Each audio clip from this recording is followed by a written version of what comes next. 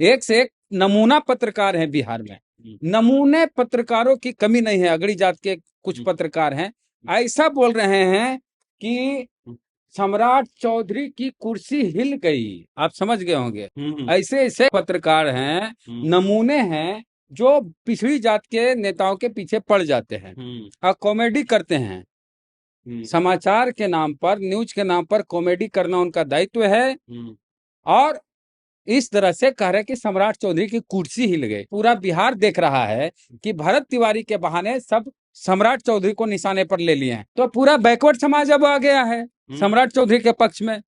भाई, हम भरत तिवारी के लिए वीडियो बनाए, गाड़ी चलाते हुए बनाए, क्योंकि हमको बर्दाश्त नहीं हुआ कि कोई व्यक्ति आत्मसमर्पण कर रहा है तो उसका एनकाउंटर क्यों हुआ। हम उसकी तो जात नहीं देखे, हमने देखा भरत तिवारी लड़ रहा था सबके लिए, हमने बोला।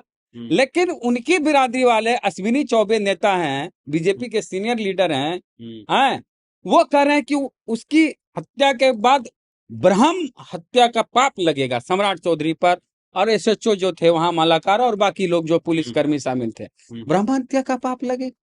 ये कौन एक्ट है भाई? राम पर भी लगा। हाँ, बोले राम, चूंकि रावण के लिए बोल दिए कि हत्या किया, लेकिन लोग तो, हिंदू धर्म के लोग तो कहते हैं कि रावण की हत्या नहीं की गई, रावण का वध हुआ। तो बीजेपी के इस नेता जो है अश्विनी चौबे, इनको इतना ज्ञान नहीं है, और ये हिंदू धर्म के नेता बनते हैं, ये कहते हैं कि रावण की हत्या राम ने की, और धर्म ग्रंथों में लिखा है कि रावण की हत्या नहीं, रावण का वध हुआ। राम को ब्रह्म हत्या का हाँ, ब्रह्म हत्या का पाप लगा, और उसके चलते राम को कोई नदी किनारे शिवलिंग की स्थापना करनी पड़ी। तो ठीक है, सम्राट चौधरी को भी कोई नदी किनारे, गिरियक में नदी है, वो जो को कहेंगे सम्राट चौधरी जी शिवलिंग की स्थापना कीजिए और जितना इनकाउंटर करना करते रहिए जो बदमाश है उसका। यही कहा जाएगा। जब हम भरत तिवारी की जात नहीं देख रहे तो आप भरत तिवारी को जात में कैसे समेट रहे हैं? और आप चर्चा किए राजगीर की। राजगीर में 2 पासवान बच्चों की जान ले ली गई। बस कसूर उसका इतना था कि वो पुजारियों के बीच बैठ के लंगर खाने लगा। तो पुजारियों को लगा कि अरे, मैं तो ब्राह्मण पुजारी हूँ और मेरे बीच दलित समाज का लड़का, पासवान समाज का लड़का, जिसके बारे में कहा जाता है हड्डी छुआता है, वो बीच में आके खाने लगा। ये गुनाह, इस गुनाह के चलते उसकी जान ले ली गई।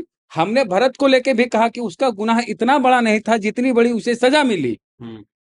तो हम यहाँ राजगीर वाले के कहते इसका तो कोई गुनाह ही नहीं था, पेट भूख लगी, बच्चा खाने बैठ गया मेला में, आप जान ले लेंगे।